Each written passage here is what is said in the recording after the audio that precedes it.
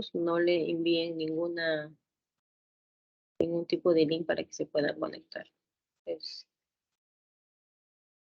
importante que ellos estén en la hora de la clase, ¿no? Y encima yo he llegado tarde, eso es peor todavía.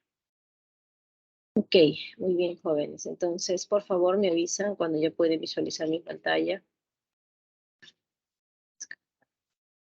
Asistencia. Ok, muy bien. Entonces, ¿pueden visualizar mi pantalla? Sí, Sí, doctora, doctora. ya visualiza. Ok, entonces vamos hoy día, jóvenes, a hablar sobre el infarto cerebral. El objetivo de esta clase es que ustedes reconozcan cuáles son los síntomas, más que del infarto cerebral, los síntomas de la enfermedad cerebrovascular, puedan identificar la clasificación de la enfermedad cerebrovascular, también del infarto cerebral, y puedan conocer el tratamiento tanto en la fase aguda como el tratamiento a largo plazo. Ustedes deben conocer esta clasificación. El infarto cerebral es parte de la enfermedad cerebrovascular. Si ustedes se fijan en la parte inicial del gráfico, la enfermedad cerebrovascular se clasifica en isquémico y hemorrágico. El isquémico, a su vez, tiene una clasificación en global y focal. Ejemplos de isquemia global es los pacientes que tienen paro cardiorrespiratorio, que hay una disminución global o una hipoperfusión a nivel sistémico y en el cerebro también.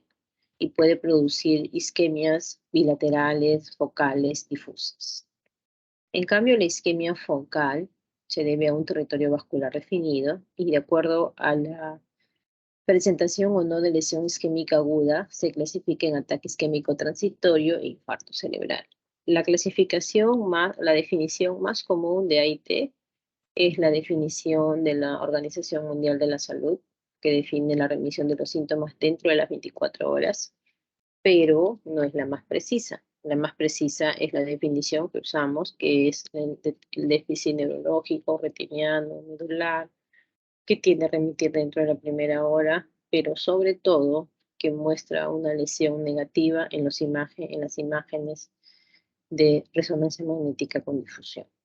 ¿Ya? Entonces, un paciente puede tener remisión de los síntomas a las 6 horas. Si utilizamos la clasificación de la OMS, desde el punto de vista clínico, diríamos que tiene un AIT, pero desde el punto de vista de diagnóstico de AIT específico como tal, a este paciente que ha remitido síntomas dentro de las 6 horas, tendríamos que hacerle una resonancia con el protocolo de difusión para descartar que no tenga una lesión isquémica aguda. Si la imagen de resonancia con difusión sale que ha tenido un infarto cerebral, por más pequeñito que este sea, ya no se catalogaría como un AIT, sino se catalogaría como un infarto cerebral. Si tienen alguna duda, pueden activar su micro. Tanto el AIT como el infarto cerebral, a su vez, se clasifica en 5 tipos, de acuerdo a la etiología luego de los exámenes realizados. Está el aterotrombótico, el cardioembólico, el lacunar, el inhabitual y el indeterminado. El SB hemorrágico y su clasificación lo veremos en la siguiente clase. Entonces, ¿qué es un infarto cerebral? Se produce por la oclusión de un vaso sanguíneo que produce a su vez una disminución o ausencia del flujo sanguíneo cerebral en un territorio vascular definido. Ese es el concepto de infarto cerebral. Y desde el punto de vista del cuadro clínico va a depender de las arterias que estén afectadas, ¿no?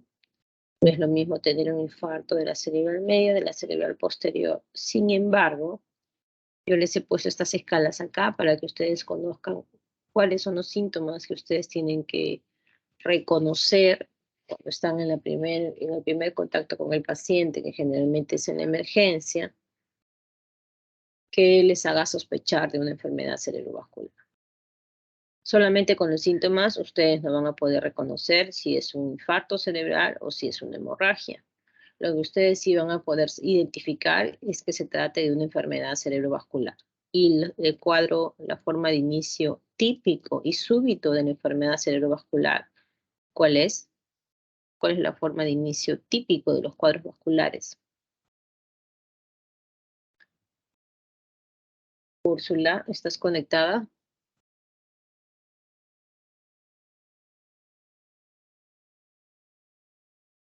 ¿Está Úrsula en la sesión?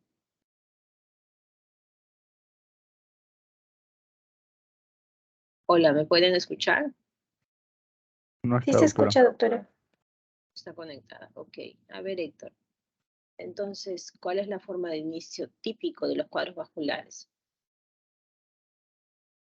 Eh, bueno, se puede presentar como una hemiparesia o hemiplegia o una monoparesia de algún miembro, ¿no? Depende de qué arteria esté afectada, ¿no? Y qué área eh, también esté afectada de la corteza.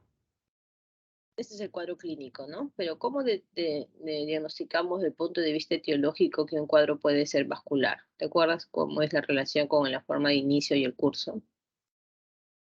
Eh, es un inicio agudo, ¿no? Y un curso progresivo. Los cuadros vasculares tienen una forma de inicio agudo, brusco y generalmente un curso estacionario.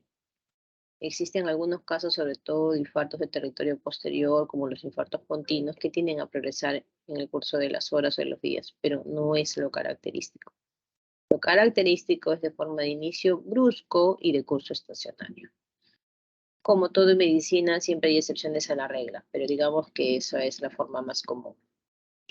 Entonces, ¿qué síntomas a la evaluación del paciente, a la primera evaluación del paciente, a ustedes le van a hacer sospechar de una enfermedad cerebrovascular?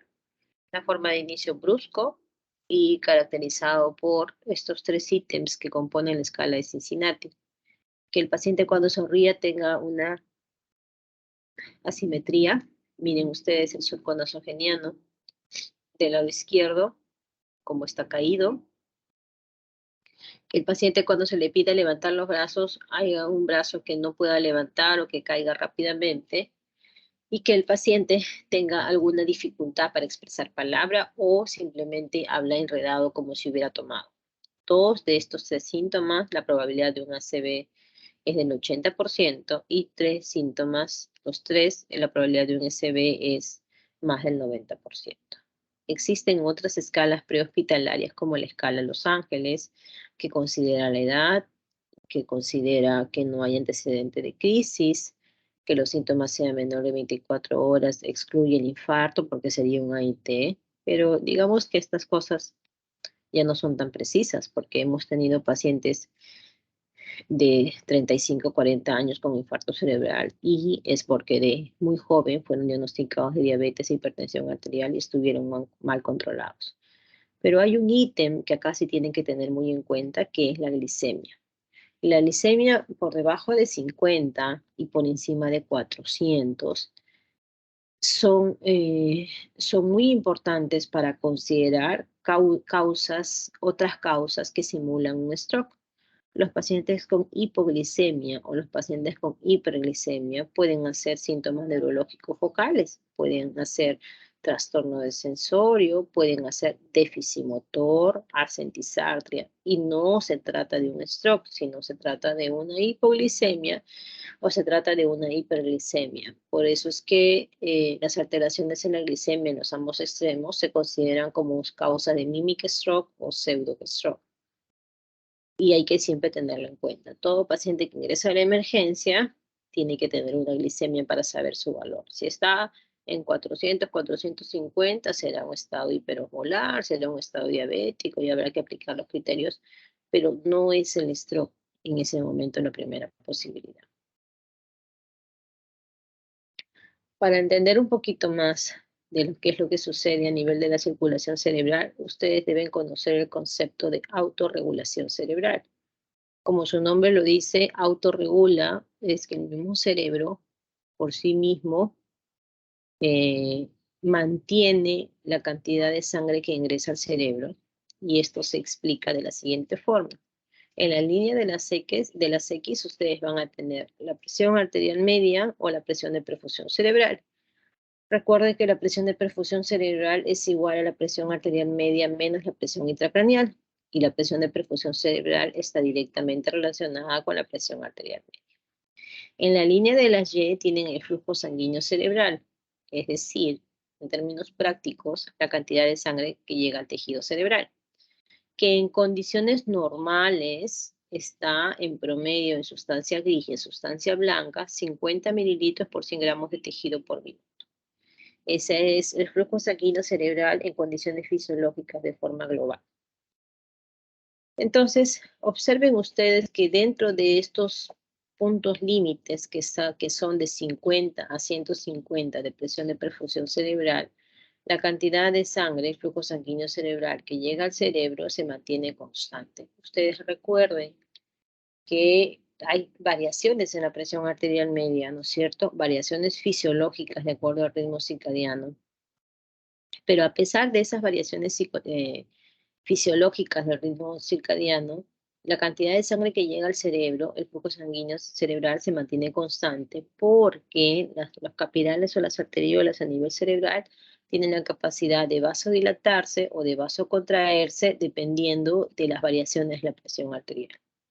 Pero toda curva de autorregulación tiene puntos o límites de corte donde por debajo de este punto, que es menor de 50, o por encima de este punto, que es mayor de 150, esta curva de autorregulación se pierde. Si la presión de perfusión cerebral incrementa por encima de 150, ya esta capacidad que tienen las arterias de vasocontraerse se pierde y se produce la ruptura de los vasos capilares, dando como producto un cuadro de hemorragia intracerebral o de edema cerebral. Al extremo de la curva, si la presión de perfusión cerebral cae por debajo de 50, o sea, llega muchísimo menos sangre de lo que debería llegar, ¿qué se va a producir? La isquemia. Desde el punto de vista fisiopatológico, cuando se produce una oclusión vascular, hay dos zonas principalmente, dos zonas de tejido que se afectan. La zona de corio núcleo isquémico, que ustedes lo van a ver en el área roja, y la zona de penumbra, que ustedes lo van a ver en esta zona media verde, media amarilla. ¿Ya? En la parte inferior ven la correlación del flujo sanguíneo cerebral. Acuérdense cuál era el rango normal. El rango promedio era 50, porque 40 va para sustancia blanca y 60 va para sustancia gris. Ese es el rango normal. Algunos libros, como este, aparte del corio núcleo isquémico que lo ven acá y la zona de la penumbra, consideran un tercer tejido que es la zona de oligoemia, pero que no se caracteriza por alguna función bioquímica importante como si tiene la penumbra o el core. Por ejemplo, miren ustedes, vamos a empezar de la zona roja, que es la zona de core. La zona de core o núcleo isquémico, ¿qué es lo que ya se ha producido? Se ha producido la despolarización anóxica y la falla iónica. ¿Qué cosas son esos? Eso en pocas palabras significa los pasos de muerte celular. Y ustedes saben muy bien que desde que se inicia los procesos de muerte celular ya no hay marcha atrás. O sea, la muerte celular no es un proceso reversible, es un proceso irreversible. Por eso es que la zona de corio núcleo isquémico ya es un tejido que no se puede recuperar, porque se ha iniciado el proceso de despolarización anóxica y la falla iónica.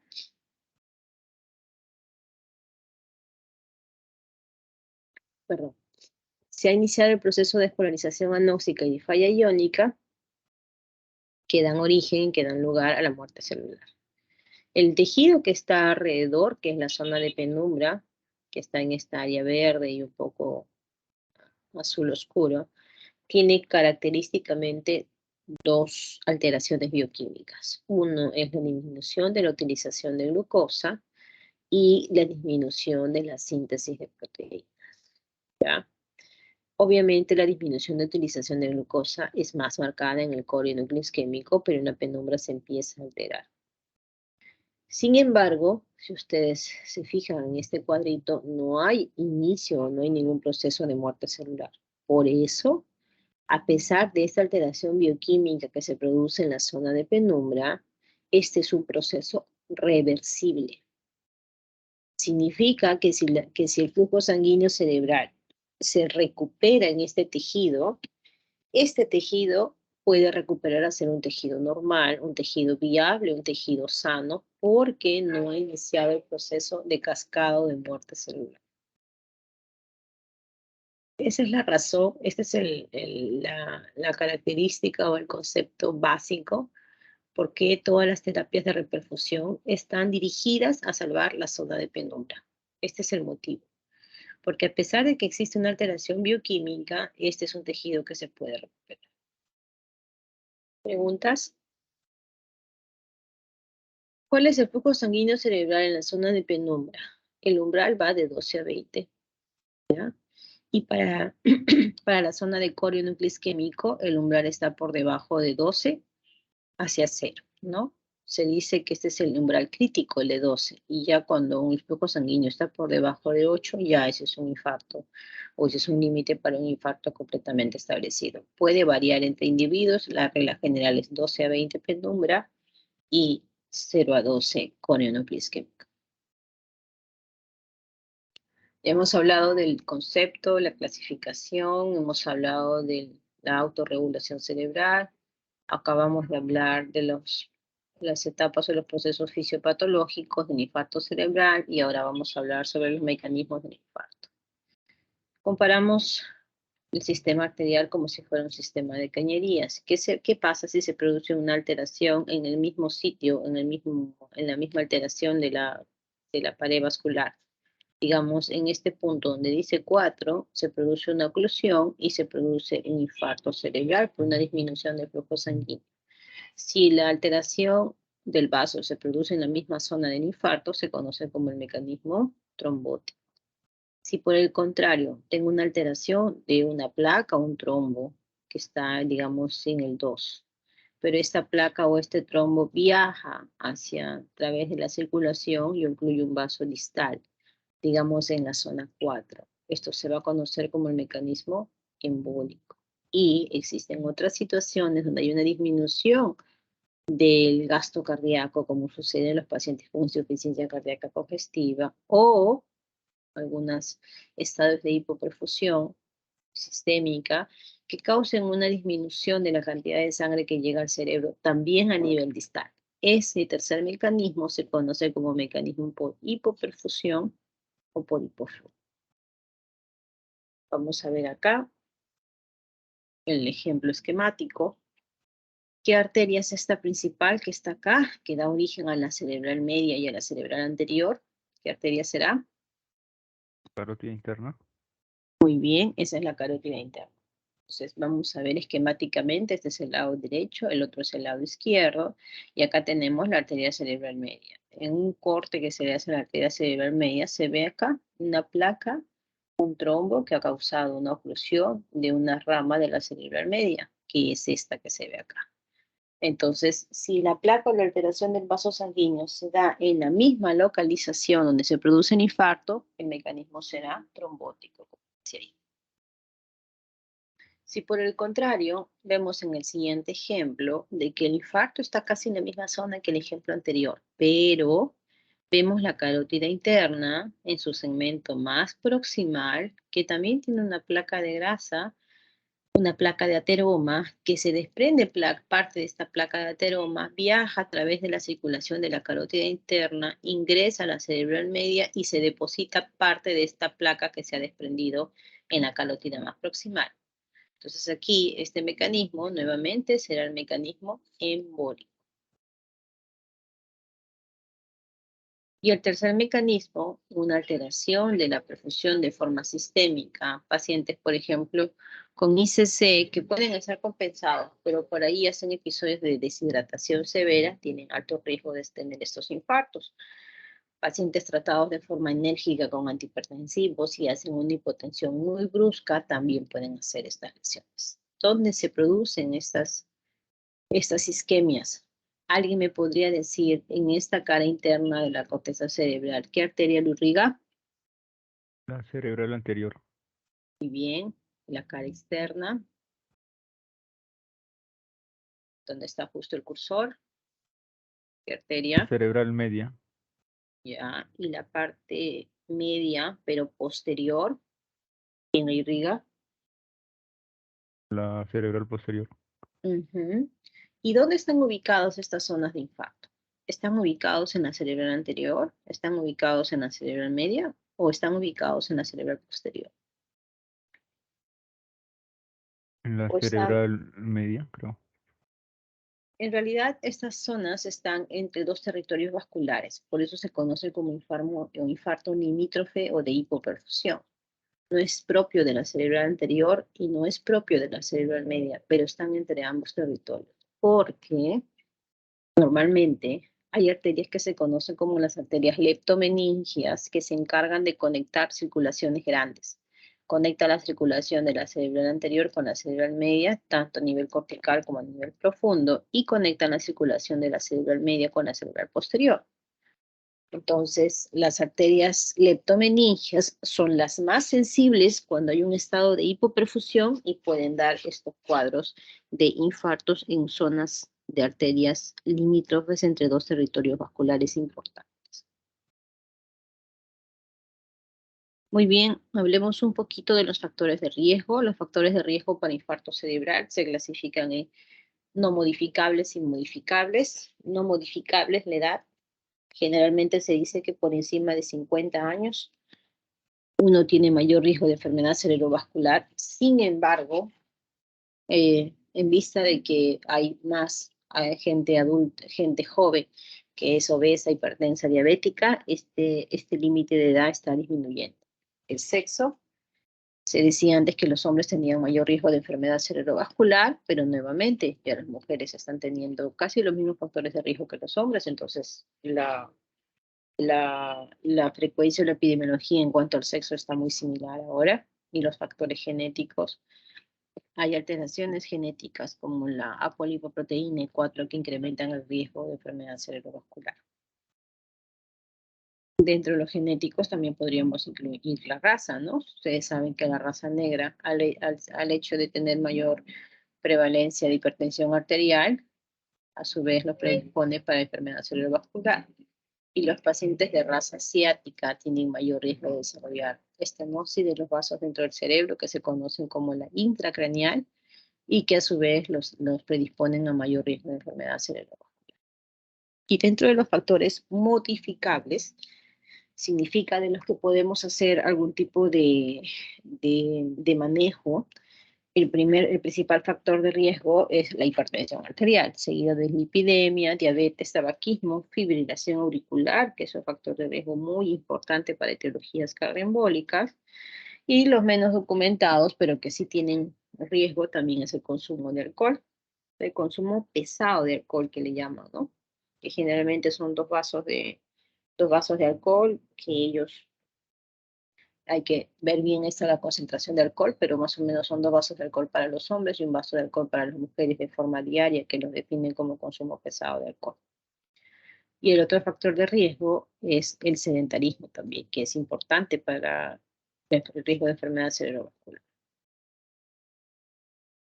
En cuanto al diagnóstico, todo empieza con el cuadro clínico. Recuerde, forma de inicio brusco, curso estacionario, los síntomas prehospitalarios o las escalas prehospitalarias, pero van a tener ustedes manifestación clínica variada dependiendo de la arteria cerebral comprometida.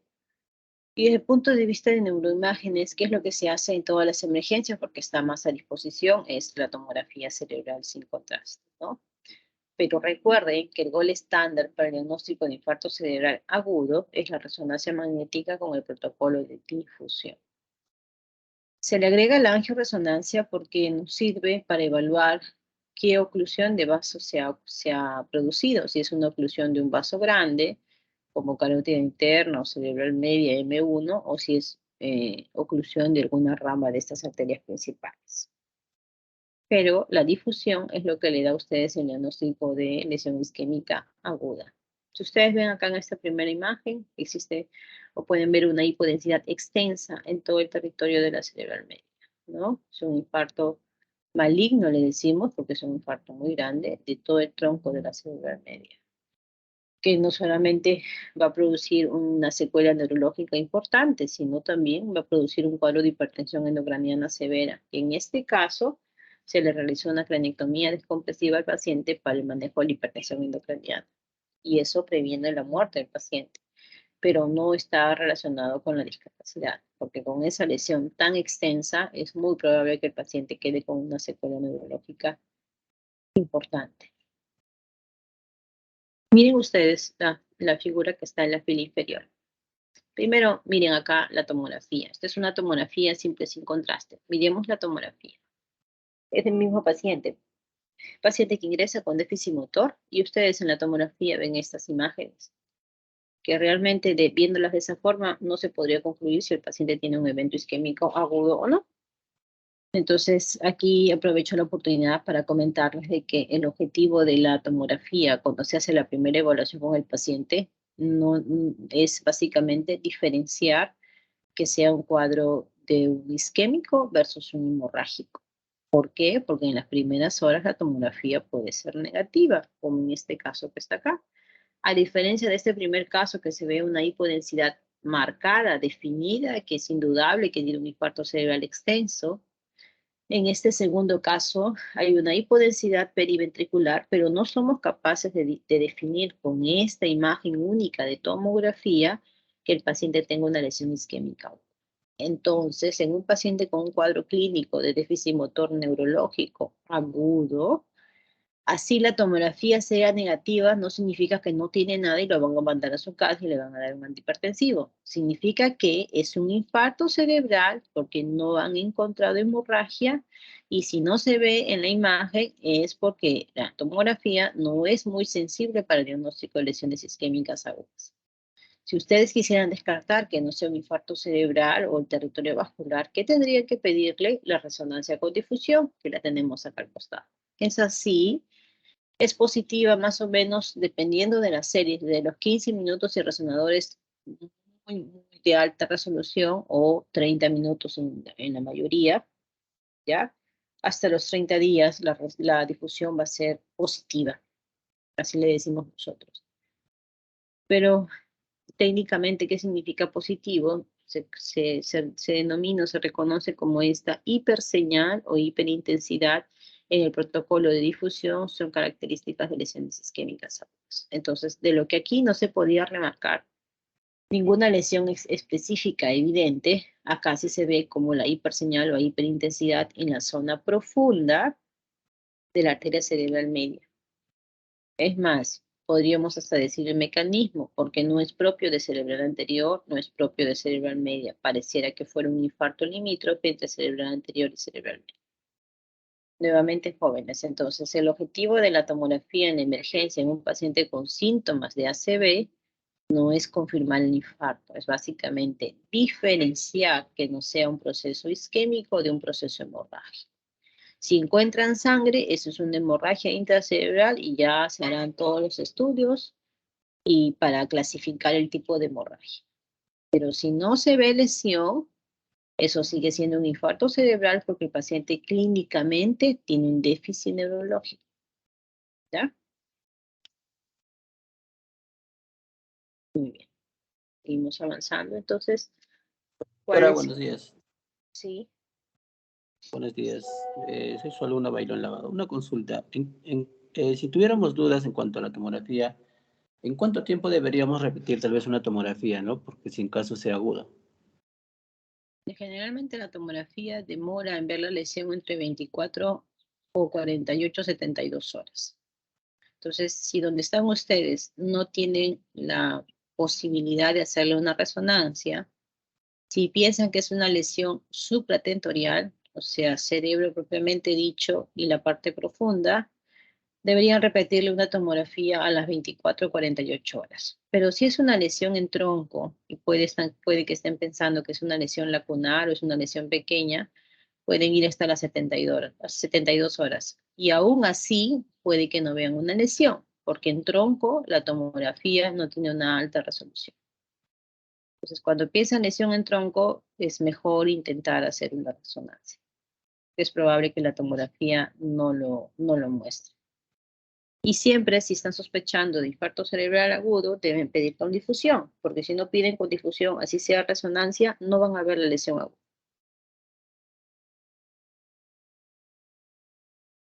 Gracias, doctor. Okay. Entonces, como les comentaba, este es un protocolo de resonancia magnética, este es un protocolo T2, este es un protocolo FLAIR, este es el protocolo de coeficiente de difusión aparente o mapa CDA, y este es el protocolo de difusión. cómo se comporta el infarto cerebral agudo en el protocolo de difusión. Lo vimos en el caso anterior, se comporta como una hiperdensidad o como una hiperseñal. En el FLAIR también se comporta como una hiperdensidad o una hiperseñal. Entonces, el FLAIR, vamos a ver de repente adelante un poquito más de ejemplos. Ustedes van a ver los infartos antiguos y los infartos nuevos. No vamos a ser capaces de diferenciar qué fue agudo o qué es crónico. Para eso necesitan ustedes el protocolo de difusión. Y el coeficiente de difusión aparente es una correlación de la difusión. Si ustedes se dan cuenta, la imagen se ve como una hiperseñal o una hiperintensidad en la difusión, y en el mapa se ve todo lo contrario, se ve como una hiposeñal. Entonces, esta correlación de la difusión con el mapa también nos limita el tiempo. Generalmente es positivo esta correlación hasta los 7 o 10 días luego del evento isquémico.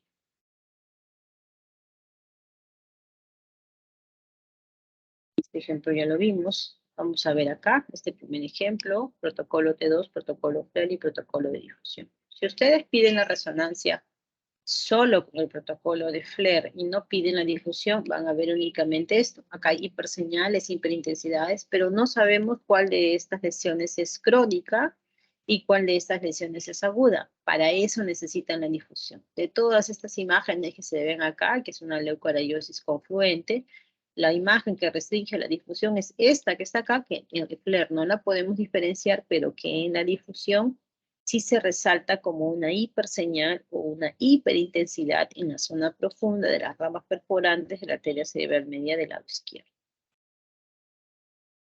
Entonces, recuerden que es importante, si quieren descartar lesión aguda, tienen que pedir el protocolo de difusión, porque los resonadores normalmente no traen protocolo de difusión a no ser que uno se lo pida. Este es el protocolo de FLAIR, difusión, mapa, hiperseñal en el FLAIR, hiperseñal en la difusión y la correlación en el mapa, diagnóstico de lesión isquémica aguda que probablemente esté dentro de los 7 días. Muy bien, ya diagnosticamos el cuadro de infarto cerebral, ya hemos hecho el estudio de resonancia, automografía, y ahora nos toca determinar la causa.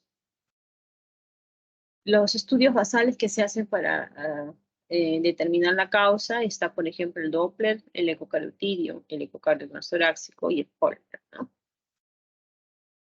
El objetivo del Doppler transcranial y el ecocariotidio es descartar o encontrar alguna lesión, alguna placa intracraneal o extracraneal que justifique la etiología del infarto. El ecocardio, de repente el paciente tiene una enfermedad valvular mitral severa, puede tener un ixoma auricular, puede tener un trombo intracardíaco, ¿no? O puede tener cuadros de insuficiencia cardíaca congestiva severas que pueden justificar el infarto. Y el Holter, el objetivo clásico, es el diagnóstico de la fibrilación auricular, que ustedes lo ven acá como una ausencia total de la OMP. Pero si esta primera parte de exámenes no detecta la etiología o no ayuda a confirmar la etiología del infarto, tenemos que hacer estudios más profundos. Ya un Holter de 7 días o un monitoreo cardíaco continuo. Si hay alguna sospecha diagnóstica en el ecocardio transtorácico, tenemos que ir a un ecocardio transesofágico. Si es un paciente joven sin factores de riesgo vascular, tenemos que hacer estudios de los estados de hipercoagulabilidad, los estudios de vasos intracraneales y extracraneales que también les pedimos del inicio, que es el angiotem, tanto cerebral como de vasos supraórticos, y solamente en casos seleccionados se le hace la angiografía cerebral por sustracción digital, ¿no? Pero que es en casos para causas poco comunes. Esta imagen demuestra una hiperdensidad en el territorio de la cerebral media del lado izquierdo, y si ustedes ven la resonancia, la angioresonancia, miren ustedes acá la cerebral media, cómo se ve el lado derecho, y en el lado izquierdo ven este bucle que hace, pero sobre todo, ahí justo encima del cursor, una ausencia de la señal en cerebral media del lado izquierdo. Entonces esto confirma que es un infarto con oclusión del segmento M1 de la cerebral media. Si bien es cierto, no está todo infartado, es porque seguramente debe tener un buen estado de arterias colaterales que no permitan un infarto completo extenso. En el angiotem, como se ve también esta oclusión, ausencia de flujo cuando se producen las oclusiones vasculares. Este es un ejemplo de una geografía cerebral. Miren ustedes cómo se ve la arteria vertebral, la arteria basilar y las cerebrales posteriores. Y cuando un paciente tiene alguna patología, como es en este caso, miren ustedes cómo la densidad o el contraste, la captación de contraste es menor, pero sobre todo acá hay una formación de vasos chiquititos, que son las colaterales características del humo de tabaco, que está presente en enfermedades intracraneales severas como la enfermedad de Moya. ¿Para qué sirven hacer estos estudios diagnósticos? El objetivo de estos estudios diagnósticos es determinar el subtipo del infarto cerebral, usando la clasificación de TOAS, que divide el infarto cerebral en 5 tipos. Esta clasificación también se aplica para los casos de AIT, como vimos en la clasificación. El aterotrombótico, cuando es básicamente se encuentra una placa de ateroma grande, una arteria importante. El cardioembólico, el lacunar, que son infartos pequeños. El inhabitual, como la enfermedad de Moya-Moya, que vimos hace un ratito.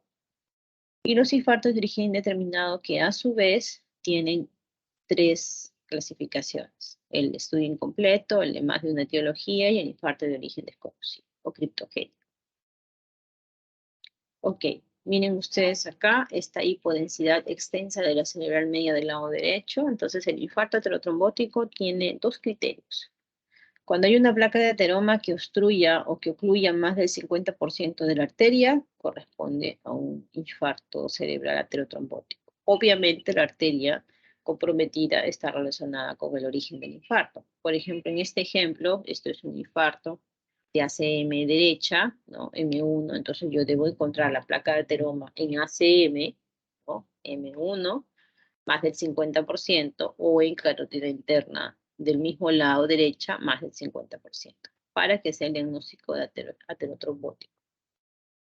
Sin embargo, pueden haber placas de ateroma que no ocluyan la arteria más del 50%, y eso se llama la ateroesclerosis sin estenosis, pero tiene que haber 2 o más de los siguientes factores de riesgo, como está ahí la edad mayor de 50 años, la hipertensión, diabetes mellitus, tabaquismo o hipercolesterolemia, que son factores de riesgo para cuadros vasculares aterotrombóticos. Tengan en cuenta esta clasificación porque cuando ponemos los casos clínicos vienen más o menos relacionados al concepto para que ustedes identifiquen qué es lo que tiene el paciente, si es un infarto, si es una hemorragia, y a la etiología dependiendo de las características que se le den. El infarto cardioembólico se caracteriza porque puede tener múltiples infartos corticales o un infarto cortical. En esta imagen por tomografía, acá se ve una hipodensidad media rara en cuña, que en el siguiente corte se observa mejor. Es una hipodensidad en cuña, ¿no? Que es bilateral. Y acá también tiene una imagen en cuña cortical, extensa. Entonces los infartos cardioembólicos tienen un origen, una causa originada por un émbolo en alguna fuente cardíaca, ¿no? Generalmente uno más frecuente es la fibrilación auricular, pero no es la fibrilación auricular la única causa. Vamos a ver más adelante cuáles son el listado de todas las causas de cardioembolismo. El infarto lacunar, infarto de vaso pequeño, tiene 2 criterios. El tamaño, en tomografía es menor de 1.5 centímetros y en resonancia es menor de 2. Pero además de eso, no tiene ninguna fuente, ninguna causa de cardioembolismo ni ninguna causa de aterotrombótica. Los infartos inhabituales son de causas raras como la enfermedad de Moya-Moya, también hay displasias arteriales, la displasia fibromuscular. Por ejemplo, miren ustedes acá, esta es una resonancia magnética de uno de los pacientes que nosotros evaluamos en el servicio. Para que ustedes puedan ver alguna alteración, esta es la forma normal como debe captar contraste el seno transverso del lado derecho, pero miren, en el izquierdo no hay esa captación de contraste, ni en el seno longitudinal superior tampoco. En el seno profundo, la vena de Galeno tampoco se ve. Entonces, ¿qué corresponde eso? Corresponde a una trombosis venosa cerebral. Si ustedes ven la venoresonancia, se ve el seno transverso del lado izquierdo, pero no se ve el seno transverso del lado derecho. No se ve tampoco el seno longitudinal superior, y más abajo, si hubiéramos un corte, tampoco se ve la confluencia de los senos. Entonces, cuadros atípicos de trombosis venosa cerebral. Y el origen indeterminado, ya lo comentamos, a su vez el criptogénico, por más de una etiología, los estudios incompletos. ¿Qué pasaría si a un paciente, aparte de tener una estenosis de más del 50% de una arteria, también tiene una fibrilación auricular? No podríamos determinar de forma precisa cuál de los dos factores de riesgo causa el infarto. Entonces se denomina indeterminado por más de una etiología. Muy bien. Aparte de hacer el estudio diagnóstico para valorar la etiología del infarto, también se hace la evaluación clínica en la fase aguda utilizando la escala de NIHSS, que consta de 11 ítems, 0 a 42, puntaje máximo, y sirve para evaluar severidad. La escala de ranking modificada tiene el objetivo de evaluar discapacidad y muerte y va de 0 a 6, siendo 6 obviamente la mortalidad. El manejo general lo vamos a revisar sobre todo cuando hablemos del seminario de terapia y rescate vascular.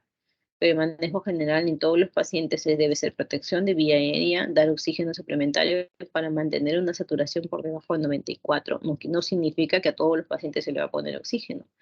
En quienes hay una saturación menor, se le tiene que poner oxígeno para que el punto de corte o para que la saturación siempre esté por encima de ese valor. Se le maneja la fiebre cuando esta es mayor de 38, la glicemia debe estar entre 140 y 180, se corrige la hipoglicemia y todos los pacientes idealmente deben ser manejados en unidades.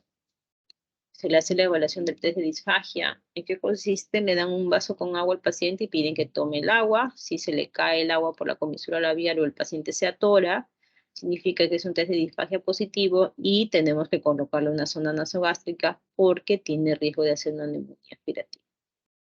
La dieta debe ser iniciada lo más pronto posible, ¿ya? Y para prevenir los cuadros de tromboembolia pulmonar se le usan los dispositivos de compresión neumática intermitente asociado a la hidratación y a la aspirina.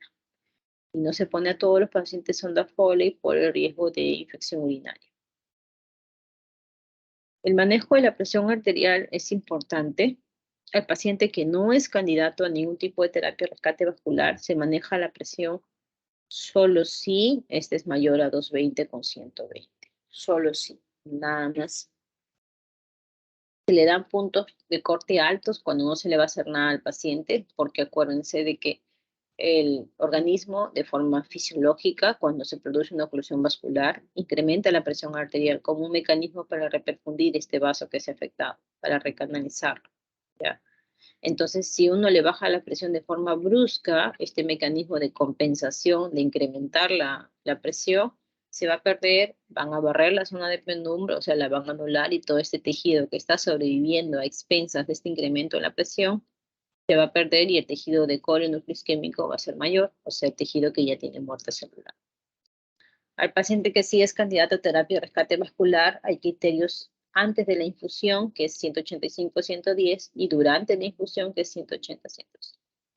Pasadas las 24 a 48 horas, dependiendo del estado del paciente, se maneja la presión arterial como cualquier otro paciente normal, mayor de 140 normal. Entonces, imagínense que esta es una representación esquemática de un infarto cerebral de ACM izquierda, que tiene una zona de core núcleo isquémico aún pequeña y una zona de penumbra alrededor. El objetivo de terapia de rescate vascular es tratar de que la zona de penumbra sea del menor volumen posible. Y los tiempos de ventana terapéutica para endovenosa va dentro de las 4.5 horas y para trombectomía mecánica dentro de las 6 horas y también las 24 horas. Tratamiento a largo plazo, ya hicimos la terapia de rescate vascular aguda, ahora nos toca ver la prevención secundaria que vamos a hacer.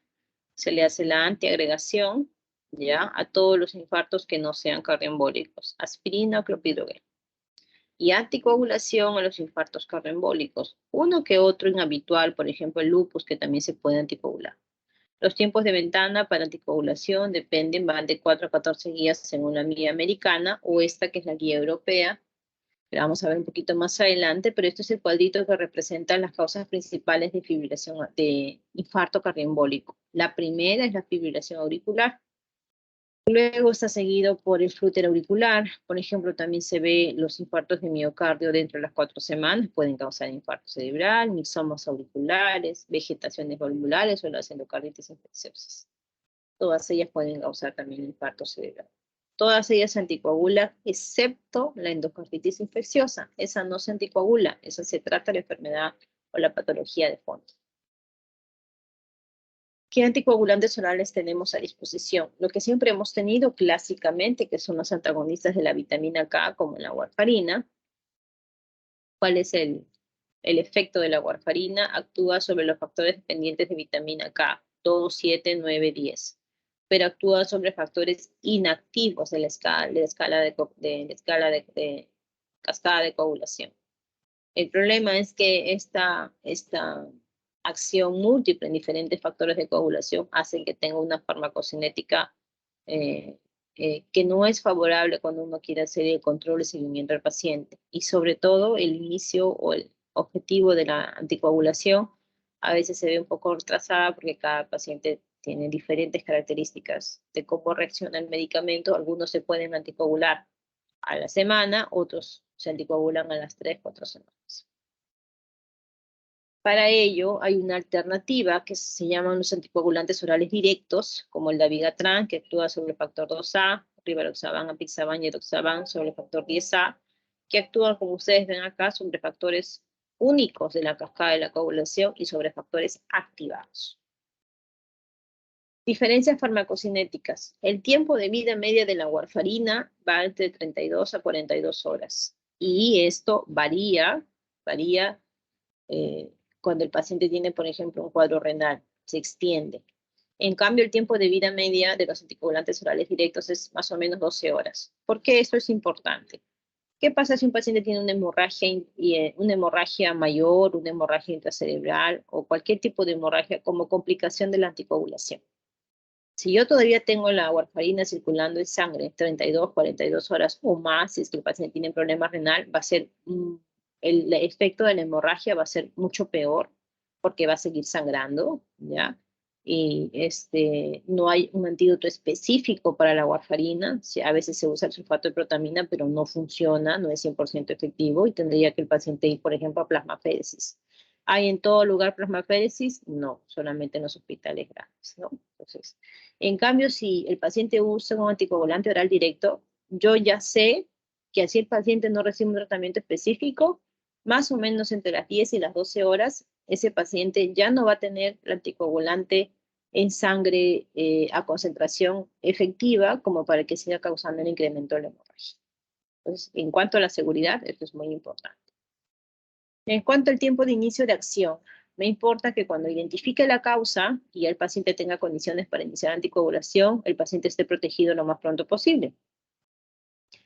Teóricamente, los antagonistas de la vitamina K inician su acción entre las 36 a 72 horas.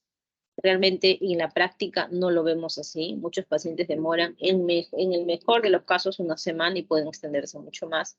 En cambio, cuando le dan a un paciente un anticoagulante oral directo, el tiempo de inicio de acción en promedio son de 2 horas. Entonces, ya uno tiene la confianza de que el paciente toma un anticoagulante, que más o menos a las 2 horas ya tiene un tiempo de inicio de acción adecuado del fármaco que lo proteja de otros eventos más que sean embólicos. Esta es la guía europea. Acuérdense que la americana decía 4 a 14 días. La europea dice un día después si es que es un AIT o va desde 3 días hasta 12 días dependiendo de la severidad del NIH y otros factores más. Entonces es importante definir otras características para ver cuándo empezamos la anticoagulación. Ni muy pronto porque podemos causar transformación hemorrágica, ni tampoco mucho tiempo después porque el paciente siempre va a estar con riesgo de desarrollar otro evento. ¿Qué más se usa aparte de antiagregación o anticoagulación?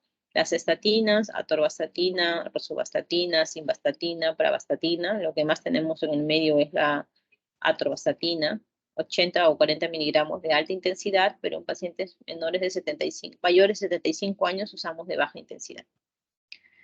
Y el manejo de los factores de riesgo. Si el paciente es hipertenso, manejar la presión alta. Si el paciente es diabético, manejar la presión alta. Porque de nada sirve que el paciente tome su antiagregación o anticoagulación y sus estatinas. Si tiene la glicemia que no controla, si tiene la presión que no controla, el paciente va a tener siempre alto riesgo de desarrollar recurrencias de eventos isquémicos o incluso cuadros hemorrágicos.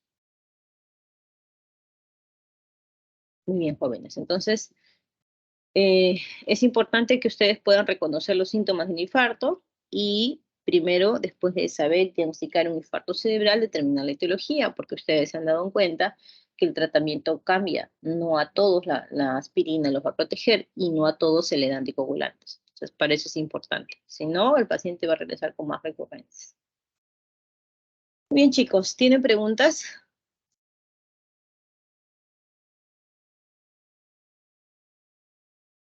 Doctora, ¿Mm? buenos días.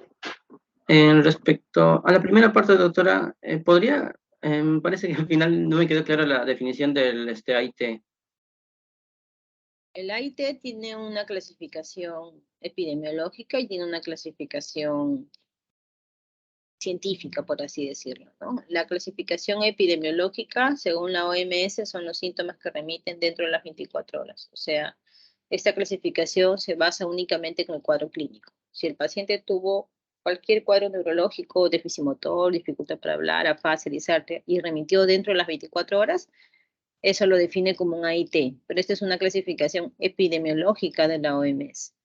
En cambio, la definición que usamos nosotros los neurólogos, que tiene base en sustento científico, es cualquier déficit neurológico retiniano, medular, que tiende a remitir dentro de la primera hora, ¿no? Que puede ser más, pero sobre todo es que no haya una lesión isquémica aguda en las imágenes de resonancia con difusión. O sea, más que el tiempo, que es importante, aquí lo importante es que la imagen con difusión sea negativa para lesión isquémica. Y ahí se puede catalogar como un ataque isquémico transitorio. ¿Quedó más claro?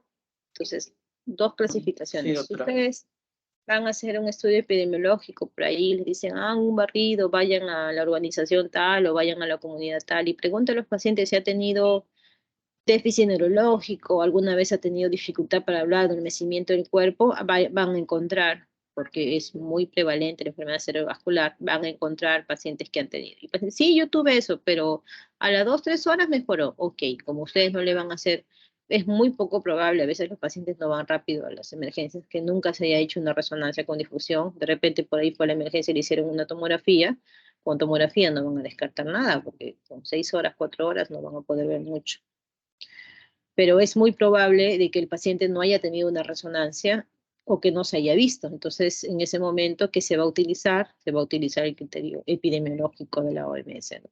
O sea, ese paciente lo van a catalogar como un ataque isquémico transitorio. Ya utilizamos la definición conceptual que manejamos nosotros cuando el paciente está siendo manejado en un hospital, ¿no? Para diferenciar rápidamente y sobre todo cuando tengamos acceso a la resonancia, ¿no?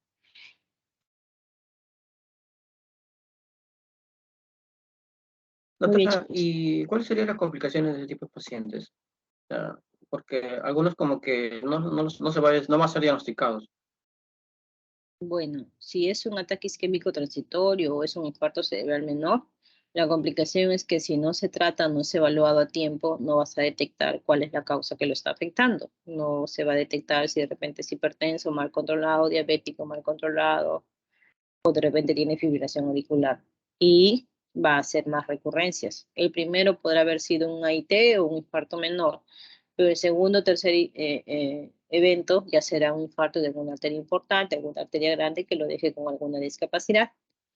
Entonces, por eso es que es importante identificar a los pacientes, hacer los exámenes y darle el tratamiento que corresponde. Si no se hace eso y no toma ninguna medicación, el paciente tiene un alto riesgo de regresar con más eventos de cuadros vasculares.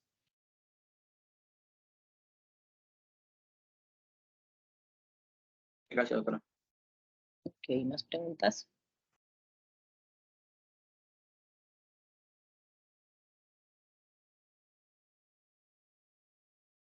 Ok, chicos, entonces les dejo ir a su práctica, que tiene solamente media hora, pero de todas maneras, aunque sea unos minutos y por ahí han quedado la práctica para hoy.